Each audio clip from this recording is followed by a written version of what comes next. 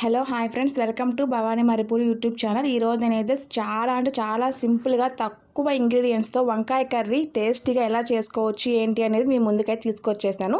Video అయితే ఫుల్గా చూసేయండి. ఫస్ట్ అయితే బాండ్లీ పెట్టేసుకొని అందులో ఆయిల్ వేసుకున్న తర్వాత మనం కట్ చేసుకున్న ఆనియన్స్ అయితే వేసుకోవాలి. అవి లైట్గా మనకి గోల్డెన్ కలర్ రావాల్సిన అవసరం లేదు, సాఫ్ట్ అయితే సరిపోతుంది అనమాట. ఆ తర్వాత మనం కట్ చేసి పెట్టుకున్న టమాటోస్ కూడా వేసుకొని అవి కూడా కొంచెం సాఫ్ట్ అయిన తర్వాత పసుపు ఉప్పు కూడా వేసుకొని అవి బాగా మగ్గేంత వరకు ప్లేట్ పెట్టేసుకొని అయితే మగ్గించుకోవాలి.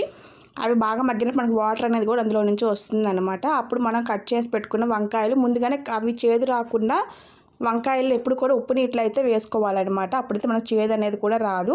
అలా వేసుకున్న వంకాయ ముక్కల్ని కూడా మనము వేయించి పెట్టేసుకున్న టమాటా ఆనియన్స్లో కూడా వేసుకొని మొత్తం కూడా కలుపుకొని కొంచెం సేపు అయితే వాటిని కూడా ఆయిల్లో మగ్గించుకోవాలి. అలా మగ్గించుకున్నప్పుడు మన టేస్ట్ కూడా చాలా బాగుంటుంది. మగ్గిన తర్వాత ఇప్పుడు మనం దాంట్లో టేస్ట్కి సరిపడా కారం కూడా వేసుకొని మొత్తం కూడా కలిసేలా కలుపుకొని సిమ్లో ఒక 5 మినిట్స్ పాటు కనుక ఉంచుకున్నాము అంటే చాలా బాగుంటుంది కర్రీ అనేది. ప్లీజ్ సబ్స్క్రైబ్ చేసుకోండి.